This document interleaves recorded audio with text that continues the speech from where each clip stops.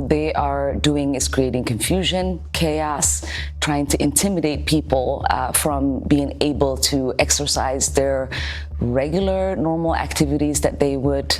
There is no justification in any of the things that they say. That is totally disconnected with demonizing an entire group of people who came here fleeing civil war and created a vibrant community that makes Minnesota and this country better. But that's Donald Trump.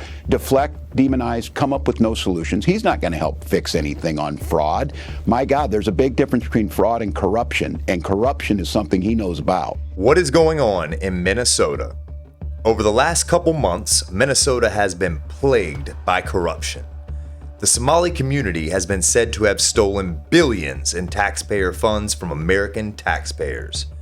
Taxpayers are growing tired and weary of the situation. The Trump administration has been tasked with removing the fraud that exists. But first, who committed the fraud? How did the funding stay hidden? And what was the money spent on? In this docuseries of Off the Axis podcast, we're going to do a deep dive into what actually went down. But first, what was the money spent on? In 2023, Leban Yassin Alishar pleaded guilty to money laundering and wire fraud and spent $350,000 on what was to be known today as Caribou Palms Resort in Diani Beach. The resort is located at the heart of Diani and includes 2 fully furnished, luxurious 2-bedroom cottages and studio apartments. U.S. court documents show the resort was purchased with funds siphoned from the massive Feeding Our Future fraud case, a scheme that targeted the U.S. federal child nutrition program in Minnesota. Lying about providing food for more than 3.6 million meals, that he was paid nearly $12 million in federal reimbursements, that he kicked back more than $83,000 to Feeding Our Future employees. On the witness stand, he said a Feeding Our Future employee told him, "I'm losing good chance to get good money," and that their direction began claiming 1,200 kids a day while actually serving hardly any.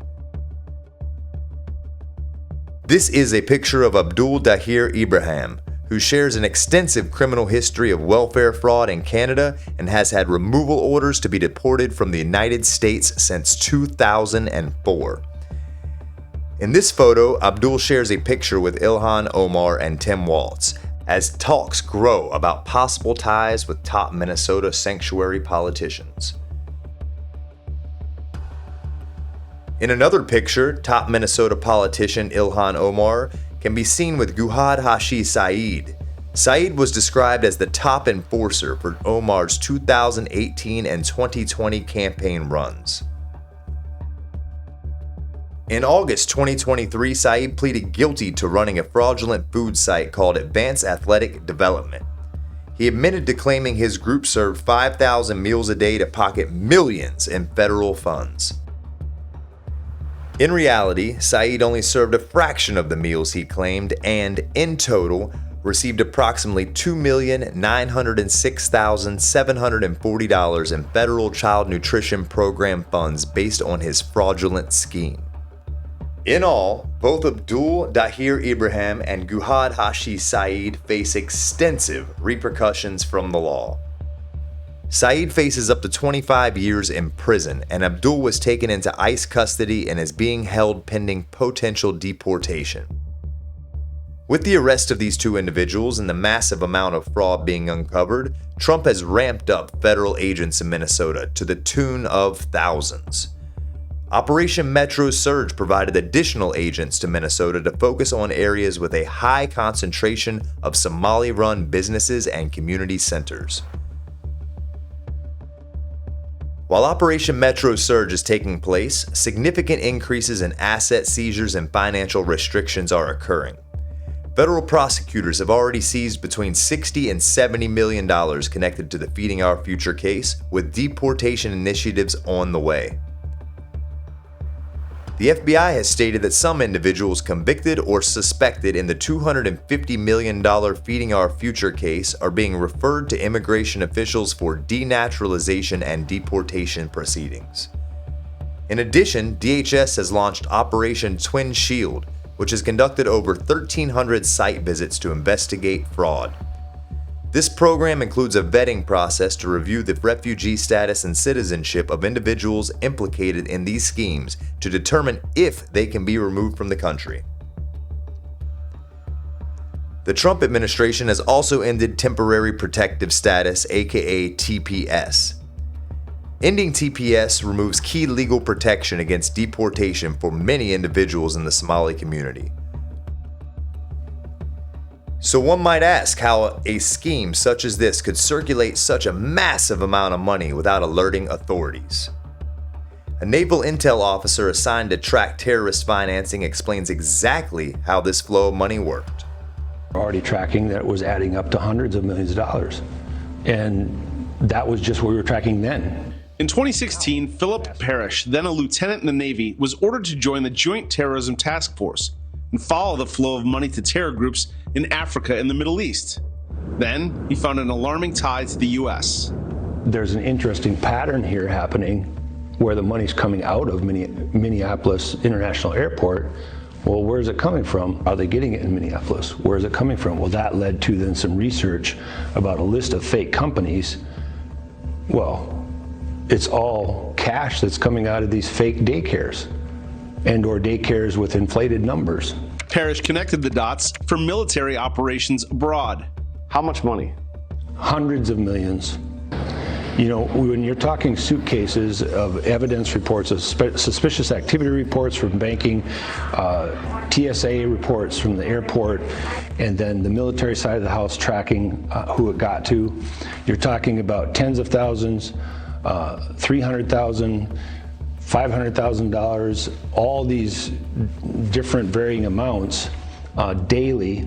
The open source material will tell you every other week out of Terminal 2.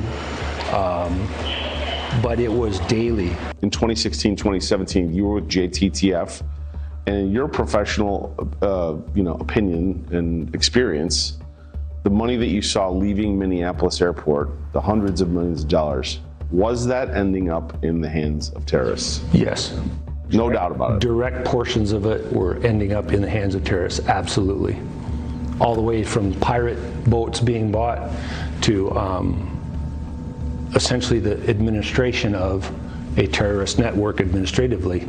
Parrish said they tracked the money couriers to the Netherlands, then to Nairobi, Kenya, then straight into Mogadishu, into money exchanges called hawalas, the same exchanges that the Department of Treasury had already designated in 2012 as fronts for the terror group Al-Shabaab. And while the military depended on his reports, he says the public has largely ignored them. Hundreds of men and women like me know the truth. It's been the truth all along. We don't know why we've been ignored, other than thieving and grifting. A culture of thieving and grifting that was intentional, no matter how it started.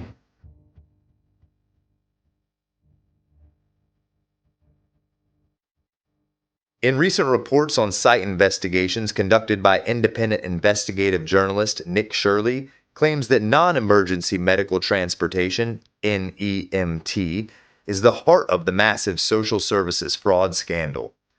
Reports document locations of transportation businesses that appear on the books in state records receiving money, but upon visiting the location, no business present. The reports also document evidence of ghost operations, which include a complete absence of vans at several registered transportation business locations during business hours.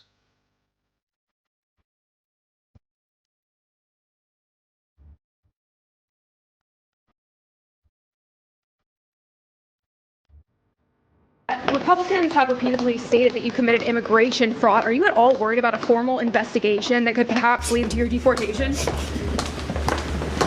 Oh, you're one of those people.